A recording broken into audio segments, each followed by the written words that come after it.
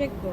So, pasakay na kami ngayon ng train papuntang Dubai Mall. Ito yung pinakamalaking mall sa Dubai. Kasi manunod kami ng fountain. So, ngayon, naglalakad kami. May nakita kaming Dubai chocolate. Pero nakita nyo, lahat to ay mga perfume. Iba't ibang klase ng perfume. Aside sa chocolate, gumagawa na rin sila yung perfume ng Dubai. So, hindi ako pumasok dyan kasi very expensive. So, nagpa-picture na lang kami. Siguro, bibili ako niyan pag may trabaho na talaga ako, yung hindi ako hihingi. So, naglalakad kami kasi pupunta kami sa fountain, yung talagang pinupuntahan talaga dito ng mga tao, yung fountain na may nakadapa na tao. So, hindi ko na kuwanan yun kasi wala sa akin yung yung phone. Siguro phone yun ni Mon. So, eto yung bathroom nila dito. Sobrang ganda at sobrang linis. Yung parang VIP bathroom. So, ngayon, napahinto kami ng mga bata dito sa may pinaka toy store. Sabi nila, bibili daw sila. Sabi ko, wag na kasi super nga mahal, kahit isang candy How ng super much? How mahal. much? You want Tapos Ate Clarice? nag-check na lang sila.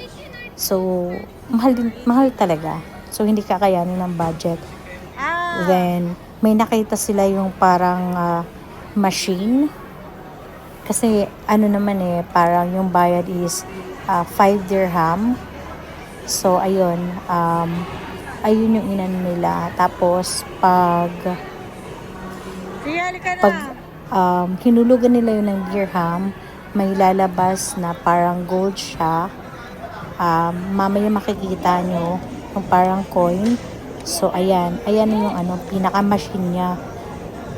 Yung lalabas niyan is parang coin siya, pero yung nakapukit or nakalagay sa coin is Dubai chocolate. Parang ganun. So, okay, let's see.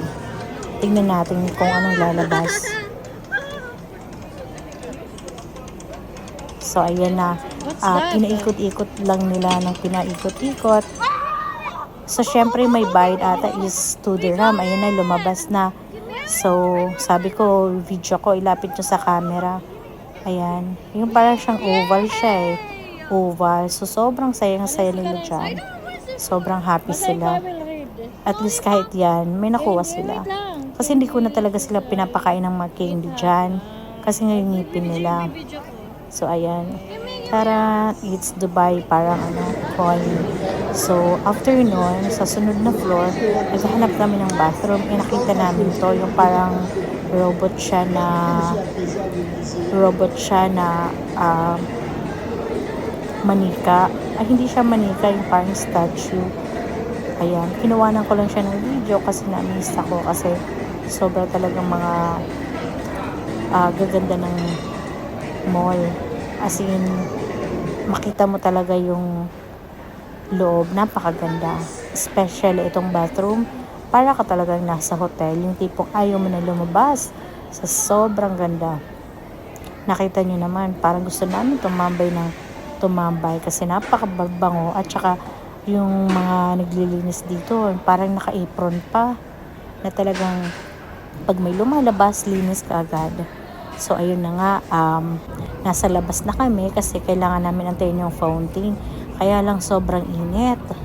6:30 pa daw hindi ko na nakuhanan kasi wala na akong picture nun. I don't know kung asan na. Tapos after nun, nagsakay na kami ng MRT kasi imimit namin sila Ate Ruth.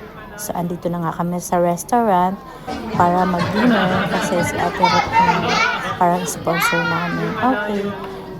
Bye for now.